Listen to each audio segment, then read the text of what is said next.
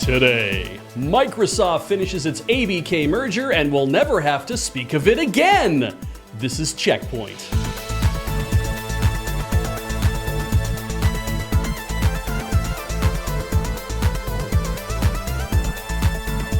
Hello and welcome to CheckPoint. Check and welcome to Hello Point. Point to check and welcome hello. To check hello and point welcome. And welcome Stop check. screwing around and start the episode. Well, the purchase of Activision Blizzard King by Microsoft has finally gone through after nearly 2 years of regulatory diligence. To satisfy those various international regulators, Microsoft had to not only agree that they would bring Call of Duty and no other games, just Call of Duty, to competing consoles for at least 10 years, but also that they would turn over control of their cloud gaming catalog to Ubisoft, of all people. Oh, hey, yeah, did we mention Ubisoft is part of this now too? Well, they are, unless you're in the EU, where you can stream any Activision Blizzard games you buy for free on the service of your choice because Microsoft made different agreements in the EU. Anywhere else in the world, it's up to Ubisoft's whims. Scrabbling desperately for silver linings in this preposterously sized merger brings up two. First, Xbox head Phil Spencer is, among other things, at least a fan of video games and is keen to mine through the Activision back catalog and resurrect some beloved franchises from yesteryear and make them into Xbox exclusives, we assume. The second benefit to this deal is much greater. Bobby Kotick will finally be leaving Activision Blizzard in 2024, and undoubtedly with a golden parachute so large he will never, God willing, work again. So we at CheckPoint would like to say, farewell, Bobby. We hope you find your retirement unfulfilling. If you're like me, it's time to moisturize. And also, you had an N64 back in the day, and you're probably wondering if the old classics hold up. Sure, Nintendo Switch Online has the N64 expansion pack, but software emulation doesn't quite live up to what you remember. Fortunately, there's always hardware emulation, and Analogue has got your back. Just not yet. Analogue recently teased its Analogue 3D, an FPGA-based console that promises to accurately emulate the SGI-derived intricacies of Project Reality into a console you can play in your own living room. Plus, it's region-free and cartridge-only, so all those garage sale finds you made 10 years ago will finally have a use. The Analogue 3D will output in 4K and offer a bunch of visual filters because, let's be honest, low-resolution textures usually mean that old games look like dog shit on modern televisions. In an interview with Paste magazine, Analogue CEO Christopher Tabor said, "This is why 4K is so important for 3D games. FPGA plus 4K equals 100% control over everything in every detail. Analogue 3D performs like a masterful fucking orchestra, a symphony, because again, everything is designed from scratch, in-house, with complete control over every dynamic. Therefore, every nuance is able to be calibrated to an unprecedented degree. To me, it's either this or buy a fucking original N64 and a CRT. End of story." Oh, okay. If you say so. End of story. Are you looking forward to Alan Wake 2, but are you a little fuzzy on what happened in Alan Wake 1 because it's been a while and all sorts of exciting herbs got legalized in the intervening years? And are you also short on time to play the 2021 remake because of all those exciting herbs? Well, good news! You can now play a 20-minute Cold Notes of Alan Wake called Alan Wake Flashback in Fortnite.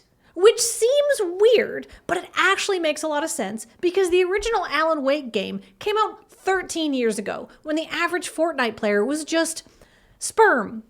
And Fortnite players are too young for exciting herbs, so they're gonna have lots of time to play Alan Wake 2 when it finally comes out next week.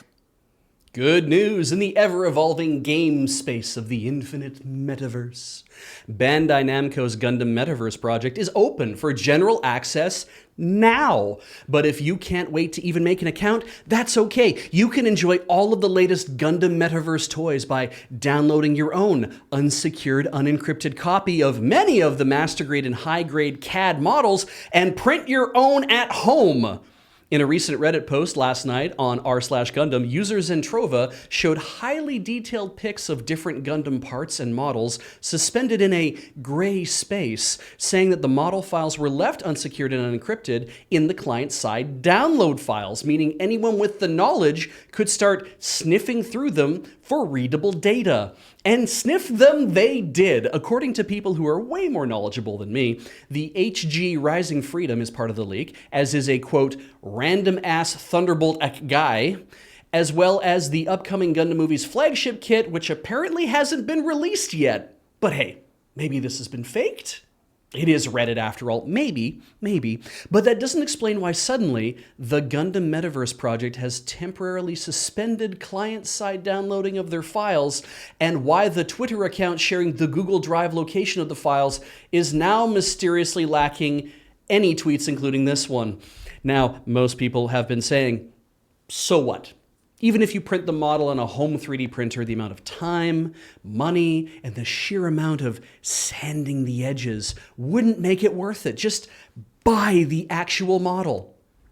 But you see, this isn't for someone who wants to print a regular old master grade mobile suit. No. This is for people who want to print a 1:8 scale mobile suit. In about 3 months, we are going to see the most baller cosplay of all time. Anime cons are about to explode. There's a lot going on in the world, but to be honest with you, most of it is outside the scope of this show, and I'm not qualified to talk about it anyhow. But what about the news that's barely fit to print? The light entertainment, the only mildly interesting. For that, there's QuickPoints. First up, what is Bayonetta creator Hideki Kamiya up to now that he's left Platinum Games? Waiting out his non-compete clause by making Korean YouTube videos. In a video posted to his newly created channel, Kamiya happily reported that he's already lost track of what day it is and that he's been craving homemade curry, so he's been giving that a try. He also promised that his new YouTube channel won't be of help to anyone wanting to be in the gaming industry, but dude, I don't think that's even remotely true. You are so burned out that you're going to spend a year making curry and watching TV. I think this should be mandatory viewing for all aspiring game developers. But in happier news, Mario's new voice actor has been identified.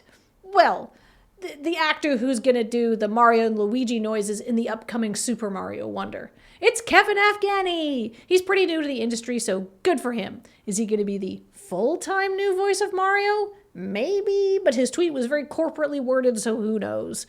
Incredibly proud to have voiced Mario and Luigi in Super Mario Bros. Wonder. Thanks to Nintendo for inviting me to the Flower Kingdom.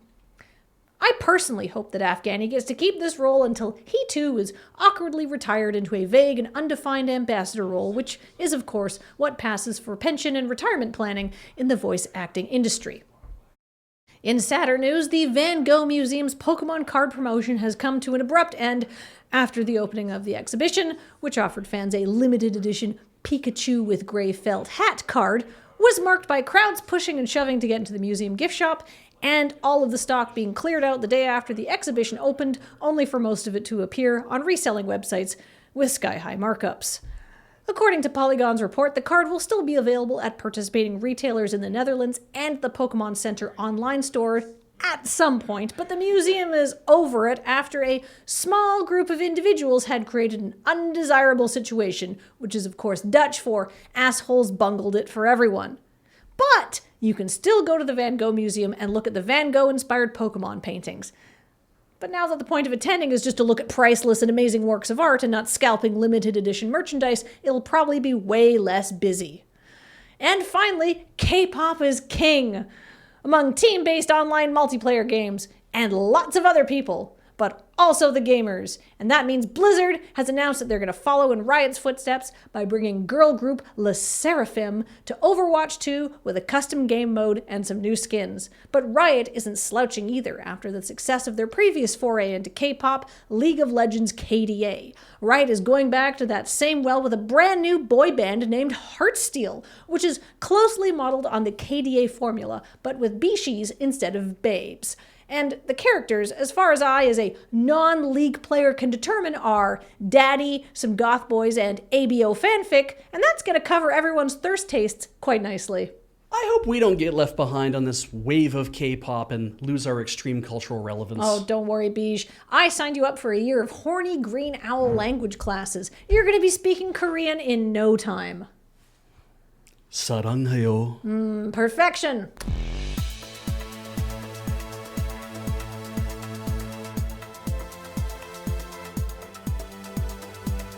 Coming up, Epic has launched First Run, a program to give developers and publishers 100% of the revenues from game sales on the Epic Game Store.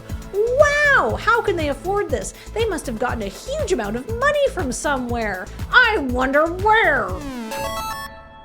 The music community is furious. Yeah, no, I follow a few. Bandcamp is the only place where independent musicians could just get money from people. You could just buy a digital download of an album for I don't know, $5, $10, $15, whatever they're going to ask for it. Some of them, and you could sell merch. Direct, yeah. You could take pre-orders for records and stuff like that. They had Bandcamp Fridays. It was a good service. It was profitable apparently before it got sold to Epic Games, but now suddenly Epic doesn't have any money to run it and it's got to get sold off, and the people who bought it, SongTrader, basically fired half of the staff. But really prominently focusing on customer service and editorial, aka the people who highlight all of the music on Bandcamp, which were some really, really, really talented music journalists. The reports that I saw too were that the bulk of the firing group was also the Bandcamp United union organizers. Yes. The parent SongTrader was like, oh, I didn't know we fired all the union organizers. But then Bandcamp was like, we have receipts of we inviting you to a meeting that you said you would come to and that you never showed up to. Mm-hmm. Yeah. Yep. Brutal. So there's that. If I got a bunch of money, I would just buy Bandcamp and run it as a nonprofit. That'd be nice. But you'd have to acquire it from, the thing to do is if you had a bunch of money, what you do is you set up a competitor to Bandcamp, you hire back all these people who just got fired. And Camp Band. Yeah, Camp Band. And you just hire back all the people who got fired and be like, run the company. Make Bandcamp again, please. Yeah. It'd probably be cheaper to buy it from SongTrader, I assume. If they wanted to sell it. Right. If what they're looking for is either was an acqui-hire, if they're looking for access to the entire catalog, then that's one thing. But I mean, if you set up your own thing, then you're like, hey, anyone who wants to come work here can come work here if you didn't sign an NDA. And you can unionize. I don't give a shit. I'll acknowledge it day one. No. If I somehow had enough money to do that, the first thing I would do, I'd be like, I would just set it up as a complete non-for-profit. Yeah. It's like, this isn't supposed to make money. It's supposed to pay the people who work here fair wages, union wages, and send everything back to musicians so they have it. And this is what I'd do if I had $40 million. You do it like a co-op. Absolutely. Yeah. And then hand it over to the employees once it's done being set up. Yeah. Bring in the union negotiations to start with the hiring. So they just come into the union. There's a Etsy alike that is getting wound up right now. That is the same kind of idea that artists buy their way into it by buying shares of it, and they're setting up a co-op and they're running it that way. That's like the people who run the websites and everything. It's like, if you're an artist, you don't have to know how to do that because we'll do that. But you are now part of what happens and how we make money. The decision-making process as well. It's pretty cool. Anyhow, absolutely fuck Epic Games for buying Bandcamp for no fucking reason. I assume because they thought they could somehow compete with Apple. I guess. Oh! Yeah, it could have been Heroes. It could have... It's so grim because it was one of the only places where independent musicians could make money. Because touring is awful now because expenses are through the roof and every venue wants a cut of your merch, which is a new thing and it's getting worse and worse and worse. Ticketmaster's like a virtual monopoly. So what they'll do is they'll sell your tickets for you to scalpers that have proprietary access to their platform or to their own scalping service and make double the profits, which you don't see any of. Yeah. And then you make basically no money on streaming.